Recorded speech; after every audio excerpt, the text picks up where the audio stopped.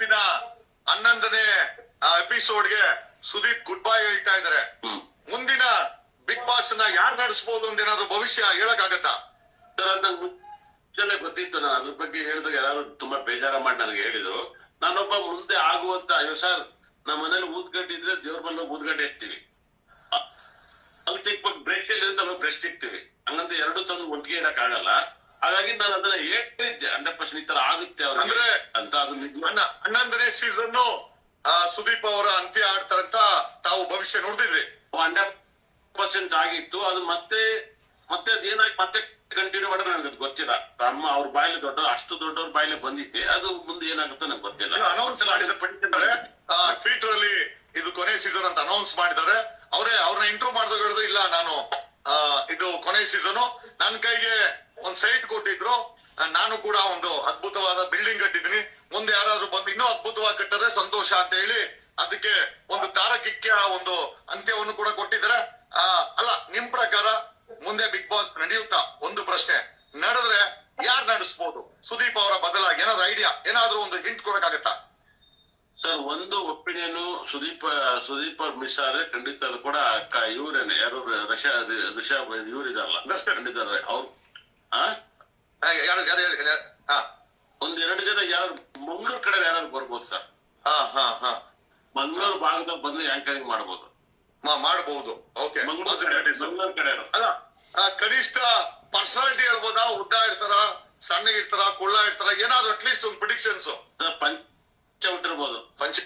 ಹುಟ್ರು ಕುಮಾರನು ಪಂಚೆ ಹುಟ್ಕಂತಾರೆ. ಹಂಗಾರೆ ಕುಮಾರಣ್ಣ ಉದ್ಘಾಟನೆ ಮಾಡ್ಬೋದು. ಕುಮಾರಣ್ಣ ಸಿದ್ದರಾಮಯ್ಯ ಉದ್ಘಾಟನೆ ಮಾಡಬಹುದು. ಓಕೆ, ಸೊ ಮುಂದಿನ ಸಮಯದಲ್ಲೂ ಕೂಡ ಬಿಗ್ ಬಾಸ್ ನಡೆಯುತ್ತೆ, ಒಂದು ಹೊಸ ಪ್ರತಿಭೆ ಬಂದು ನಡೆಸ್ತಾರೆ ಅಂತ ತಾವ್ ಹೇಳ್ತಾ ಇದ್ದೀರಾ? ಖಂಡಿತಲ್ಲೂ ಆಗ್ಬೋದು. ಸುದೀಪ್ ಅವರೇ ನಡೆಸ್ಲಿ ಸರ್, ಖಂಡಿತಲ್ಲೂ ಕೂಡ ಬಹಳ ಕೊಡುಗೆ. ಖಂಡಿತವಾಗಿ ನಾವು ಕೂಡ ಸುದೀಪ್ ಅವರ ನಡೆಸಬೇಕು. ಅವ್ರ ಪ್ರಕಾರ ಅದು ಅವರು ಬಿಗ್ ಬಾಸ್ ನ ಅರ್ಥ ಮಾಡ್ಕೊಂಡಿದ್ದಾರೆ. ಅವ್ರು ದಯವಿಟ್ಟು ಮತ್ತೆ ಅವ್ರ ಮನಸ್ಸು ಚೇಂಜ್ ಮಾಡಿ ಅವರೇ ನಡೆಸಿರೋ ಒಳ್ಳೇದು ಸರ್. ಓಕೆ. ನಿಖಿಲ್ ಕುಮಾರಸ್ವಾಮಿ 3 ಸತಿ ಮುಗ್ಗರ್ಸ್ ಬಿದ್ರು, ಮುಂದೇನಾದ್ರೂ ರಾಜಕೀಯ ಭವಿಷ್ಯ ಇದೆ ಅಥವಾ ಕುಮಾರಣ್ಣನ ಕನ್ಸು ಕಣ್ಣೀರಾಗಿ ಕೊನೆ ಆಗತ್ತಾ? ಕುಮಾರಣ್ಣನ ಕನ್ಸ್ಕಿಂತ ಕುಮಾರಣ್ಣನ ಖರ್ಚು ಜಾಸ್ತಿ ಆಗ್ಬಿಟ್ಟಿದೆ ನಿಖಿಲ್ ಕುಮಾರಸ್ವಾಮಿ ಮೇಲೆ. ಕನ್ಸಿಗೆ ಖರ್ಚು ಜಾಸ್ತಿ ಆಗುತ್ತೆ. ನನಗೆ ಯಾರೋ ಹೇಳಿದ್ರು ಒಂದು 3 ಡಜನ್ ಇಂಪೋರ್ಟೆಡ್ ಕಾರವೆ ಅಂತ. ನನಗೆ ಗೊತ್ತಿಲ್ಲ. ಮಗನಿಗೆ 3 ಡಜನ್ ಕಾರ್ ಇದ್ರೆ ಖರ್ಚು ಇರ್ಲೇ ಇರ್ಲಿ ಬಿಡಿ, ಏನ್ ತಪ್ಪು? 2 ಬಾರಿ ಸಿಎಂ ಮತ್ತೆ ಒಬ್ಬ ಎಕ್ಸ್ ಪ್ರೈಮ್ ಮಿನಿಸ್ಟರ್ ಮೊಮ್ಮಗ ಖರ್ಚು ಮಾಡಿದ್ರೆ ಒಳ್ಳೇದಲ್ವಾ ಸರ್? ನಮ್ ಸಿಸ್ಟಮ್ಗೆ ಹಣ ಬರುತ್ತೆ. ಅಂದ್ರೆ ಇವತ್ತು ಏನೇ ತಗೋದು ಸರ್ಕಾರ ಟ್ಯಾಕ್ಸ್ ಬರುತ್ತಲ್ಲ ಸರ್. ಪೆಟ್ರೋಲ್ ಖಾಲಿ ಮಾಡೋ ಟ್ಯಾಕ್ಸ್ ಬರುತ್ತೆ, ಅದು ಬಂದು ಕೆಲಸ ಬರುತ್ತೆ. ನನ್ನ ಪ್ರಶ್ನೆ, ನಿಖಿಲ್ ಕುಮಾರಸ್ವಾಮಿ ನಿಜವಾಗ್ಲೂ ರಾಜಕೀಯಕ್ಕೆ ಬರುವಂತದ್ದಿದೆಯಾ ಅಥವಾ ಇದೇ ಕೊನೆನ? ಏನಾದ್ರು ಹೇಳಕ್ಕಾಗತ್ತಾ ನಿಖಿಲ್ ಕುಮಾರಸ್ವಾಮಿ ಬಗ್ಗೆ? ಸರ್, ಯಾರ ಹೆಸರಲ್ಲಿ ಎಲ್ಲಿ ಎಂಡ್ ಆಗುತ್ತೆ ಸರ್? ಲೈಫಲ್ಲಿ ಸಿಕ್ಕಾಪಟ್ಟೆ ಫೇಲ್ಯೂರ್ ನೋಡ್ತಾರೆ ಸರ್. ನಿಖಿಲ್ ಒಂದೇ ಅಲ್ಲ ಸರ್, ನಿಖಿಲ್ ಅಲ್ಲಿ ಎಲ್ಲಿ ಎಂಡ್ ಆಗುತ್ತೆ, IPL ಅಲ್ಲಿ ಎಲ್ಲಿ ಎಂಡ್ ಆಗುತ್ತೆ. IPL ಫಾಲೋ ಮಾಡೋಲ್ಲ, ಹಾಳಾಗೋಗ್ತಾರೆ. ನೋಡೋರು ಓಕೆ, ಆಡ IPL ನ ಆಡೋರು ಹಾಳಾಗೋಗ್ತಾರೆ. ನಿಖಿಲ್ ಪ್ರಜ್ವಲ್ ಅನ್ನೋ ನೇಮು ಎಲ್ಲರೂ ಪರ್ಸನಲ್ ಲೈಫ್ ಅಲ್ಲಿ ಪ್ರಾಬ್ಲಮ್ ಅಲ್ಲಿ ಸಿಗಾಕಿದ್ರೆ. ಯಾವಾಗ್ಲೂ ನಿಖಿಲ್ ನನ್ನ ನೇಮ್ಗಳನ್ನ, ನಾನು ಎಷ್ಟೊಂದು ನೇಮ್ಗಳನ್ನ ನಾನೇನ ಪ್ರೈಮ್ ಮಿನಿಸ್ಟರ್ ಅವೆಲ್ಲ ಬ್ಯಾನ್ ಮಾಡ್ಬಿಡ್ತೀವಲ್ಲ, ನೇಮ್ ಇಡ್ಬೇಡಿ ಅಂತ ಹೇಳ್ತೀನಿ. ಹಾಗಾಗಿ ನಿಖಿಲ್ ನೇಮ್ ಅಲ್ಲಿ ತುಂಬಾ ತೊಂದರೆ ಇದೆ. ಬಹಳ ವಿಶೇಷ. ಮುಂದಿನ ಭಾರತದ ಪ್ರಧಾನಿ ಯಾರಾಗ್ಬೋದು? ಪ್ರಧಾನಿ ಮುಂದಿನ ಬಿಜೆಪಿ ಯಾರು ಆತರ ಆಗ್ಬೋದು. ಅಂದ್ರೆ ಮುಂದೇನೂ ಸಹ ಬಿಜೆಪಿ ಬರುತ್ತೆ ಅಂತ ಭವಿಷ್ಯ ಸರ್? 100 ಇದೆ ಸರ್, ಅದ್ರಲ್ಲಿ ಏನಿಲ್ಲ. ನಮ್ ಜನ ಏನಾಗುತ್ತೆ ಅಂದ್ರೆ, ರಾಹುಲ್ ಗಾಂಧಿ ಅವರ ಮನೆಯಲ್ಲಿ 3 ಜನ ಪ್ರೈಮ್ ಮಿನಿಸ್ಟರ್ಸ್. ರಾಹುಲ್ ಗಾಂಧಿಯ ಮುಂದಿನ ಪ್ರೈಮ್ ಮಿನಿಸ್ಟರ್ ಅನ್ನೋ ಜರ್ನಿ ನಿಜವಾಗ್ಲೂ ಆಗತ್ತಾ ಅಥವಾ ಕೊನೆ ಆಗತ್ತಾ? ಸರ್, ಕೊನೆ ಆಗತ್ತೆ. ರಾಹುಲ್ ನನ್ನ ಹೆಸರಲ್ಲಿ ಖಂಡಿತ ಕೂಡ, ಅಲ್ಲೂ ಕೂಡ ರಾಹುಲ್ ನನ್ನ ಹೆಸರಲ್ಲಿ ಇದೆಯಲ್ಲ ಸರ್. ಎಲ್ಲಿದೆ? ಎಲ್ಲ ಎಂಡ್ ಆಗುತ್ತೆ 100%. ಹೆಂಗೋ ಒದ್ದಾಡಿ ಕೇಜ್ರಿವಾಲ್ ಕೂಡ ಅವ್ರು ತಂದು ಒಳಗೆ ಕೂರಿಸ್ಬಿಟ್ರು. ಇನ್ನು ಬೇಲ್ ಆಯ್ತಿರೋ ಕಣೆ ಗೊತ್ತಿಲ್ಲ. ಕೇಜ್ರಿವಾಲ್ ಅಲ್ಲಿ ಇಲ್ಲ, ಬೇಲ್ ಆಯ್ತು, ಹೊರಗಡೆ ಇದ್ದಾರೆ ಈಗ, ಬಂದ್ರಾಯ್ತು. ರಾಹುಲ್ ಅವ್ರಿಗೆ ಏನಾಗುತ್ತೆ, ರಾಜಕೀಯ ಭವಿಷ್ಯದಲ್ಲಿ ಮಾಮೂಲಿಯಾಗಿ ನನ್ನ ಒಂದು ಪ್ರಕಾರ ಇವಾಗ ಆಲ್ಮೋಸ್ಟ್ 99% ಜನಗಳಿಗೆ ಎಲ್ಲಾ ಕೊಡ್ತೀನಿ ಅಂತೇಳಿ ಒಂದು ಕಾಂಗ್ರೆಸ್ ಸರ್ಕಾರ ಎಲ್ಲೆಲ್ಲಿ ಆಡಳಿತ ಇದು, ಅಲ್ಲಿ ಬಸ್ ಫ್ರೀ, ಮನೆ ಫ್ರೀ, ಎಲ್ಲಾ ಫ್ರೀನು ಕೊಟ್ಟಿದ್ದಾರೆ. ಇನ್ನೊಂದ್ಸರಿ ಓಟ್ ಕೇಳಕ್ ಯಾವ್ದು ಇಲ್ಲ 100%. ಏನಾದ್ರು GST ಇನ್ಕಮ್ ಟ್ಯಾಕ್ಸ್ ಕಮ್ಮಿ ಮಾಡ್ತೀನಿ ಅಂದ್ರೆ ಒಟ್ಟಾಗಿ ಅಫಿಷಿಯಲ್ಸ್ ಗಳು ಒಟ್ಟು ಬೀಳ್ತಾರೆ. GST ಇಷ್ಟನ್ನು ಯೂಸ್ ಮಾಡಲ್ಲ, ಟ್ಯಾಕ್ಸ್ ಇಷ್ಟು ಬೇಕಾಗಿಲ್ಲ, ಎಲ್ಲ ಒಂದೇ ಮಾಡ್ತೀವಿ ಅನ್ನೋ ರೀತಿಲಿ ತಂದಾಗ ಆಗತ್ತೆ. GST ನ ಯಾರು ರಾಜಕಾರಣಿಗಳು ಬಳಸ್ತಾರೋ ಅವ್ರು 100% ಮತ್ತೆ ಅವ್ರ ಅಧಿಕಾರಕ್ಕೆ ಬರ್ತಾರೆ. ಕಾಂಗ್ರೆಸ್ ಬಿಜೆಪಿ. ಕರ್ನಾಟಕದಲ್ಲಿ ಸಾಮಾನ್ಯ ಜನರ ಮುಖದಲ್ಲಿ ನಗು ಕಾಣೆಯಾಗಿದೆ. ಕಾಣೆಯಾಗಿ ಸುಮಾರು 5 ವರ್ಷಕ್ಕಿಂತ ಹೆಚ್ಚಾಗಿದೆ. ನಗು ವಾಪಸ್ ಬರ್ಬೋದಾ? ಒಂದು ಪ್ರಶ್ನೆ. ಎರಡನೇದಾಗಿ ನಗು ಕಾಣೆ ಆಗಿರೋದಕ್ಕೆ ಒಂದು ತಿಂಗಳಲ್ಲಿ ಒಬ್ಬ ವ್ಯಕ್ತಿ 30 ದಿವಸ ಕೆಲಸ ಮಾಡಿದ್ರೆ ಆಸ್ ಕ್ಯಾಲ್ಕುಲೇಟೆಡ್ ಎಕನಾಮಿಕಲ್ ಕ್ಯಾಲ್ಕುಲೇಷನ್ಸ್ 18 ದಿವಸ ಬರೀ ಟ್ಯಾಕ್ಸ್ ಕಟ್ತಾನೆ ಅವನು. ಬರೀ 12 ದಿವಸ ಮಾತ್ರ ಅವನು ಅವನ ಕುಟುಂಬಕ್ಕೆ ಅಂತ ಒಂದು ಎಕನಾಮಿಕಲ್ ರಿಸರ್ಚ್ ಸ್ಟ್ಯಾಟಿಕ್ಸ್ ಇದೆ. ಅಂದ್ರೆ ಒಂದು ತಿಂಗಳಲ್ಲಿ ಒಬ್ಬ ವ್ಯಕ್ತಿ 30 ದಿವಸ ಕೆಲಸ ಮಾಡಿದ್ರೆ 18 ದಿವಸ ಸರ್ಕಾರಕ್ಕೆ ಟ್ಯಾಕ್ಸ್ ಕಟ್ಟಕ್ ಹೋಗುತ್ತೆ, 12 ದಿವಸ ಮಾತ್ರ ಅವನ ಭವಿಷ್ಯಕ್ಕೆ ಹಣ ಸಿಗುತ್ತೆ ಅಂತ. ಅದರಿಂದ ನಗು ಕಾಣೆಯಾಗಿದೆ ಅಂತ. ಯಾರ ಮುಖದಲ್ಲೂ ನಗು ಇಲ್ಲ. ಯಾವಾಗ ಬರ್ಬೋದು ಈ ನಗು? ವಾಪಸ್ ಬರುತ್ತಾ ಅಥವಾ ಬರೋದೇ ಇಲ್ವಾ? ಈ ಭ್ರಷ್ಟಾಚಾರ, ಈ ಗೋಮುಖ ವ್ಯಾಘ್ರಗಳ ಆಡಳಿತ ಕೊನೆಯಾಗದ ಈ ಒಂದು ಟ್ಯಾಕ್ಸ್ ಅನ್ನೋ ಬಾಂಬ್ ಅನ್ನ ಬಂದಂತ ಪ್ರತಿ ಸರ್ಕಾರಗಳು ಏರ್ಸ್ಕೊಂತ ಹೋದ್ರು, ಸಾಲವನ್ನ ಏರ್ಸ್ಕೊಂತ ಹೋದ್ರು, ಭ್ರಷ್ಟಾಚಾರವನ್ನ ಏರ್ಸ್ಕೊಂತ ಹೋದ್ರು. ನಮಗೊಬ್ಬ ಪ್ರಾಮಾಣಿಕ ಆಡಳಿತಗಾರ ಸಿಗ್ತಾನ ಕರ್ನಾಟಕಕ್ಕೆ, ಭಾರತಕ್ಕೆ? ಇದ್ರ ಬಗ್ಗೆ ತಮ್ಮ ಭವಿಷ್ಯ? ಇಲ್ಲ ಸರ್, ಖಂಡಿತ 100% ನನಗೆ ತಿಳಿದಿರೋ ಪ್ರಕಾರ ಮುಂದೆ ಒಳ್ಳೆ ಸರ್ಕಾರ ನಡೆಸುವಂತ ಸಿಗ್ತಾರೆ ಸರ್. ಖಂಡಿತ ಅಲ್ಲಿ ಕೂಡ ಟ್ಯಾಕ್ಸ್ ಅನ್ನೋದು ಒಂದು ಏನಾಗಿದೆ ಅಂದ್ರೆ, ನಾನು ಇನ್ನೊಂದು ಕೇಳಿದ ಪ್ರಶ್ನೆಗೆ, ರೈತರು ಯಾರು ಜಮೀನು ಮಾರಬೇಡಿ, ತುಂಬಾ ನಿಮ್ಗೆ 100% ನಿಮ್ ಲೈಫ್ ಅಲ್ಲಿ ಒಳ್ಳೇದಾಗುತ್ತೆ. ಯಾಕಂದ್ರೆ ಕರ್ನಾಟಕದಲ್ಲಿ ಬೆಂಗಳೂರಿನ ಮಾರ್ವಾಡಿಸ್ಗಳು ತುಂಬಾ ಅವ್ರ ಅಧಿಕಾರವನ್ನ ತಗೋಬಿಟ್ಟಿದ್ದಾರೆ. ಇವಾಗ ನೀವು ಒಂದು ಬಸವನಗುಡಿಲೆಲ್ಲ ನೀವು ನೋಡಕ್ ಹೋದ್ರೆ ಒಂದು ನಾನ್ ವೆಜ್ ಚಿನ್ನರಿಗೆ ಬಾಡಿಗೆ ಮನೆನೇ ಕೊಡಲ್ಲ, ನಿಮ್ ಸೈಟ್ ಅಲ್ಲಿ ಸಿಗುತ್ತೆ ಅವ್ರಿಗೆ. ಅದೆಲ್ಲ ವೆಜ್, ಬರೀ ವೆಜ್ ಅಂತ ಹೇಳ್ತಾರೆ. ಅಂದ್ರೆ ಜಾತಿನ ತಗೋಬರಲ್ಲ ಅವರು, ಬರೀ ವೆಜ್ ಅಂತ ಹೇಳ್ತಾರೆ. ಏನಾಗೆ ವೆಜ್ ಅವ್ರಿಗೆ ಕೊಡ್ತೀವಿ, ವೆಜ್ ಅವ್ರಿಗೆ ಕೊಡ್ತೀವಿ, ಈ ತರ ಒಂದು ರೂಲ್ಸ್ ಇದೆ. ಕರ್ನಾಟಕದಲ್ಲಿ 38 ನ್ಯಾಷನಲ್ ಹೈವೇ ಟೋಲ್ ಗೇಟ್ಗಳಿದೆ, ಸುಮಾರು 40 ಸ್ಟೇಟ್ ಹೈವೇ ಟೋಲ್ ಗೇಟ್ಗಳಿದೆ. ನಾವು ಗಾಡಿ ತಗೊಂಡಾಗ ರಸ್ತೆಗೆ ಟ್ಯಾಕ್ಸ್ ಕಟ್ಟಿದ್ರು, ಡಬಲ್ ಟ್ಯಾಕ್ಸೇಷನ್ ಅಲ್ಲಿ ಟೋಲ್ ಗೇಟ್ ತಗೊಂಬಂದ ಮುಂದೆ ಇಟ್ಟಿದ್ದಾರೆ. ಈ ಟೋಲ್ ಗೇಟ್ ಗಳನ್ನ ತೆಗೆಯುವಂತ ನಾಯಕ ಏನಾದ್ರು CM ಆಗ್ಬೋದಾ ಕರ್ನಾಟಕಕ್ಕೆ? ಇಲ್ಲ, ಅದು ಸುದ್ದಿಗೆ ಹೋಗಲ್ಲ ಸರ್. ಯಾಕಂದ್ರೆ ಸರ್ಕಾರ ನಡ್ಸಕ್ ದುಡ್ಡು ಬೇಕು, ಅದ್ರಲ್ಲಿ ಏನಾದ್ರು ಅಂಡರ್ಸ್ಟ್ಯಾಂಡಿಂಗ್ ಮಾಡ್ತಾರೆ. ಅಂತವ್ಕೆಲ್ಲ ಕೈ ಹಾಕಲ್ಲ. 3,71,000 ಕೋಟಿ ತೆರಿಗೆ ಬರ್ತದೆ. ಅದನ್ನ ಬಿಟ್ಟು ಟೋಲ್ ಗೇಟ್ ಎಲ್ಲ ನುಂಗ್ಲೇಬೇಕಾ ಗುರುಜಿ? ಇದು ಭ್ರಷ್ಟಾಚಾರ ಅಲ್ವಾ? ಇರ್ಬೋದು, ನನಗೆ ಅದ್ರ ಯಾಕಂದ್ರೆ ಅದಾವ್ ಅವ್ರ ಪರ್ಸನಲ್ಲೇ ತಗೊಂಡಿರ್ಬೋದು. ಹಾಗಾಗಿ ಮುಂದೆ ರಾಜಕಾರಣಿಗಿಲ್ಲಿ ಅದೊಂದು ಟೆಕ್ನಿಕ್ ಇದೆ 100%. ನಿಮಗೇನು ಅನಿಸ್ತಿತ್ತು ಹೊಸ ವರ್ಷದ ಬಗ್ಗೆ? ನಾನು ಹೇಳಕ್ ಬಂದಿರೋದ್ ಬಗ್ಗೆ, ಹೊಸ ವರ್ಷದ ಬಗ್ಗೆ ನೀವೇ ಹೇಳ್ಬೇಕೀಗ. ಈಗ ಮುಖ ಚೆನ್ನಾಗಿ ಕಾಣಿಸ್ತಾ ಇದೆ. ನಾನು ನಿಮ್ಮನ್ನ ಡ್ಯಾನ್ಸ್ ಕರ್ನಾಟಕ ಡ್ಯಾನ್ಸ್ ಅಲ್ಲಿ ನೀವು ಮಾತಾಡಿದ್ದು. ಇಷ್ಟೊತ್ತು ನನಗ್ ಬೇಕಾದ ಸಬ್ಜೆಕ್ಟ್ ಅನ್ನೇ ಕೇಳಿದ್ರೆ, ಈಗ ನೋಡಿ ಗುರುಜಿ ನೀರ್ ಕುಡಿತಾ ಇದಾರೆ. ಇದೊಂಥರ ಚೆನ್ನಾಗಿದೆ. ನಿಮ್ಮನೇಲಿ ನಾವಿಬ್ರು ಇದೀವಿ. ಅದೇ ನಿಮ್ಮನೆಲ್ಲ ಇದೆ, ಬೇರೆ ಬೇರೆ ಕಡೆ ಮಾತಾಡ್ತಾ ಇದೀವಿ. ಏನ ಅನ್ಸುತ್ತೆ ಸರ್ ನಿಮ್ಗೆ ಹೊಸ ವರ್ಷದ ನೀವು ಯಾವತ್ತಾರು ನೀವು ಫಾಲೋ ಮಾಡಿಲ್ವಾ? ನಾನು ಫಾಲೋ ಮಾಡ್ತಾ ಇದ್ದೀನಿ. ಯಾಕಂದ್ರೆ ನಾನು ಹುಟ್ಟಿದ್ದು 11/4/1977. ಸೊ ನಾನು ನೀವು ಕೇಳಿದ ಆದ್ರೂ ಹೇಳ್ತಾ ಇದ್ದೀನಿ. ಯಾಕೆ ಅಂತಂದ್ರೆ ನ್ಯೂಮಾರಾಲಜಿ ಬಾಸ್ಟಿಲ್ ಕೂತ್ಕೊಂಡಿರ್ಬೇಕಾದ್ರೆ ನಂಬರ್ ಇಲ್ಲದ್ರೆ ಮಜಾ ಇರಲ್ಲ ಅಂತೇಳಿ. ನಾನು ಹುಟ್ಟಿದ್ದು 11/4/1977, 3:30 PM. ಸೊ ನಾನು ಕೂಡ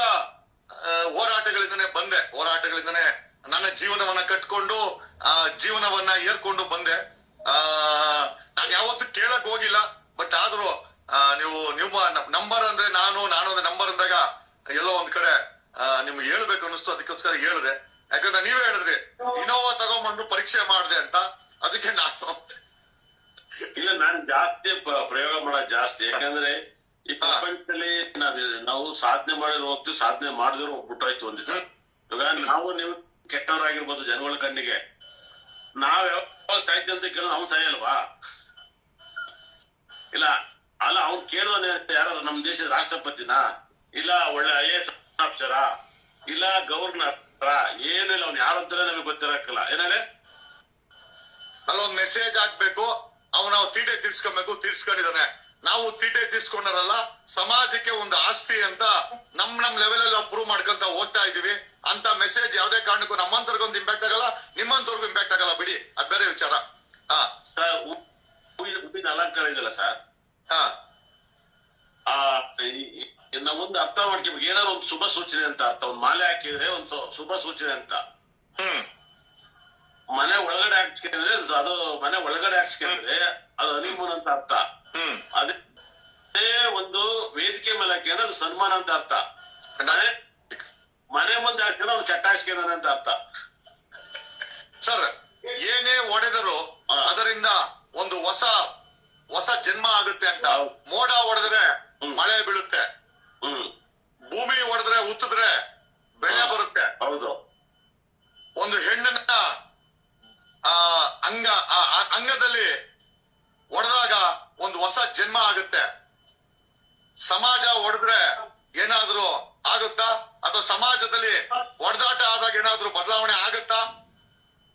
ಯಾಕಂದ್ರೆ ಬರೀ ಇವತ್ತಿನ ಮಠದಲ್ಲಿ ಬರೀ ಮೈಕು ಭಾಷಣ ಆಗೋಯ್ತು. ಬ್ಲಡ್ ಮತ್ತೆ ರೆವಲ್ಯೂಷನ್ ಅಂತ ಏನಾದ್ರೂ ಬದಲಾವಣೆ ಆಗೋ ಸಾಧ್ಯತೆಗಳಿದ್ಯಾ ಭಾರತದಲ್ಲಿ? ಸರ್ ನೋಡಿ, 2025 ಬಗ್ಗೆ ಭವಿಷ್ಯ ಪಕ್ಕಾ ಪ್ರಿಡಿಕ್ಷನ್ ಮಾಡ್ತೇನೆ ನಿಮ್ಗೋಸ್ಕರ.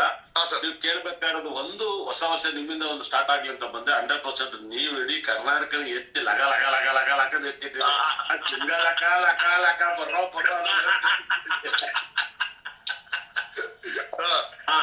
ಹಾಗಾದ್ರೆ ನೀವು ಎಂಜಾಯ್ ಮಾಡ್ತೀರಾ ನಮ್ ಲೈವ್ಗಳನ್ನ?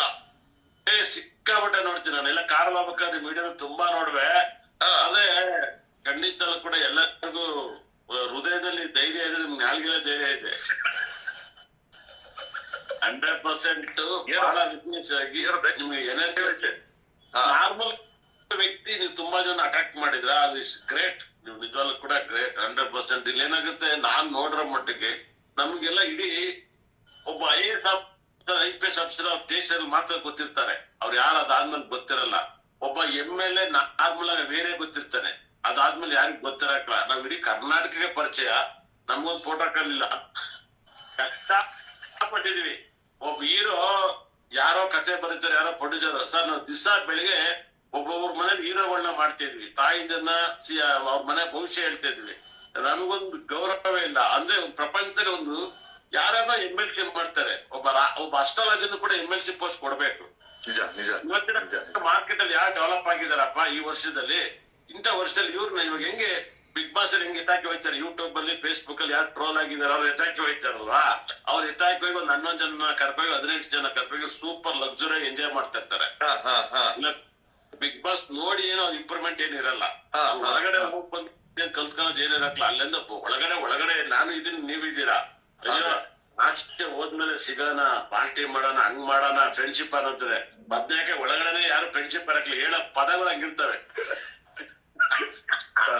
2025 ಕರ್ನಾಟಕಕ್ಕೆ ಒಳ್ಳೇದಾಗತ್ತೆ. ಯಾಕಂದ್ರೆ 2,000 ರೈತರು ಕಳೆದ 20 ತಿಂಗಳು ನೇಣ್ ಹಾಕೊಂಡಿದ್ದಾರೆ. ಒಬ್ಬ ಅನ್ನ ಹಾಕೋನು ನೇಣ್ ಹಾಕೊಂಡ್ರೆ ಒಳ್ಳೇದಾಗತ್ತ? ಈ ಅನ್ನ ಹಾಕೋನು ನೇಣ್ ಹಾಕೋದನ್ನ ನಿಲ್ಲುತ್ತಾ? ನಿಮ್ ಭವಿಷ್ಯ ಏನ್ ಹೇಳುತ್ತೆ 2025ರಲ್ಲಿ ರೈತರ ಬಗ್ಗೆ? ಸರ್ ನೋಡಿ, ನೀವ್ ಇರೋದಕ್ಕೋಸ್ಕರ ಹೇಳ್ತಾ ಇದ್ದೀನಿ. ಯಾಕಂದ್ರೆ 2 ದಿಗ್ಗಜರ ಮಾತಾಡ್ತಾ ಇದ್ದೀವಿ. 2 ದಿಗ್ಗಜರ್ ಅಂದ್ರೆ 100% ಎಷ್ಟೋ ಜನ ಸಿನಿಮಾದವ್ರು ಇದಾರಲ್ಲ ಸರ್, ಥಿಯೇಟ್ರಿಗೆ ಬಂದವರು ನಮ್ಮ ಅಭಿಮಾನಿಗಳು ಅಂತ ಹೇಳ್ತಾರೆ. ಅವ್ರ ಅಭಿಮಾನಿಗಳು ಲೆಕ್ಕ ಹಾಕ್ತಾರೆ, ಇಷ್ಟಿರ್ತಾರೆ. ಥಿಯೇಟ್ರಿಗೆ ಬಂದವರೇ ನಮ್ಮ ಅಭಿಮಾನಿ. ನಾವ್ ಸಹ ಸಿನಿಮಾ ನೋಡ್ತೀವಿ, ಅಭಿಮಾನಿಗೋಸ್ಕರ ಸಿನಿಮಾ ನೋಡಲ್ಲ. ಏನಾಗೆ ಸಿನಿಮಾ ಅಭಿಮಾನಿಗಳು ಬೇರೆ, ವ್ಯಕ್ತಿ ಅಭಿಮಾನಿಗಳು ಬೇರೆ. 100%. 2025ರಲ್ಲಿ ಭವಿಷ್ಯದಲ್ಲಿ 2025 ಭವಿಷ್ಯ ನೀಟಾಗಿ ಹೇಳ್ತೀವಿ, ಚೆನ್ನಾಗಿ ಅರ್ಥ ಮಾಡ್ಕೊಳ್ಳಿ ಸರ್. ನಿಮ್ಮಿಂದ ಜನಕ್ಕೆ ಅರ್ಥ ಮಾಡ್ತೀವಿ ಸರ್. ಈ ವರ್ಷ 2025ರಲ್ಲಿ ತುಂಬಾ ಜನ ಇಲ್ಲಿವರೆಗೂ ಅಸ್ಟ್ರಾಲಜಿ ಹೇಳ್ತಾ ಇದಾರಲ್ಲ ಸರ್, ಹೊಸ ವರ್ಷಕ್ಕೂ ಅಸ್ಟ್ರಾಲಜಿಗೂ ಏನು ವರ್ಕ್ ಆಗಲ್ಲ ಸರ್. ಸುಮ್ನೆ ಮಗ್ಗಿ ಹೇಳ್ತಾರೆ. ಏನೇ ಅವ್ರು ಬೆಳಕನ್ನ ಬೇಯಿಸ್ಕೊಳ್ತಾರೆ. ಯಾವ ಗ್ರಹನೂ ಚೇಂಜ್ ಆಗಲ್ಲ. ಪ್ಲಾನೆಟ್ ಪೊಸಿಷನ್ ಚಂದ್ರನು ಕೂಡ ಚೇಂಜ್ ಆಗಲ್ಲ. ಅವತ್ತು ಬಹಳ ವಿಶೇಷವಾಗಿ ಏನು ಒಂದು ರಾಶಿ ಮಕರದಿಂದ ಕುಂಭ ಬರ್ತಾರೆ, ಧನುಸ್ಸಿಂದ ಮಕರ ಬರ್ತಾರೆ. ಯಾವ ಗ್ರಹನೂ ಚೇಂಜ್ ಆಗಲ್ಲ. ಆದ್ರೆ ಹೊಸ ವರ್ಷದಲ್ಲಿ ನಮ್ಗೆ ಹಿಂಗಾಗುತ್ತೆ ರಾಶಿ ಫಲಗಳನ್ನ ಕೇಳ್ತಾರೆ. ರಾಶಿ ಫಲಕ್ಕೂ ಹೊಸ ವರ್ಷಕ್ಕೂ ಸಂಬಂಧನೇ ಇಲ್ಲ. ಯಾವ್ಯಾವ ಗ್ರಹ ಬದಲಾವಣೆ ಅಂತ ಅವಾಗ ಹೊಸ ವರ್ಷದಲ್ಲಿ ನ್ಯೂಮರಾಲಜಿ ಬದಲಾವಣೆ ಆಗುತ್ತೆ. ಏನಲ್ಲಿ 1 ನಂಬರ್ ಪಾಸ್ ಆಗುತ್ತೆ ಅಷ್ಟೇ ವ್ಯತ್ಯಾಸ. 24 25 ಬರುತ್ತೆ.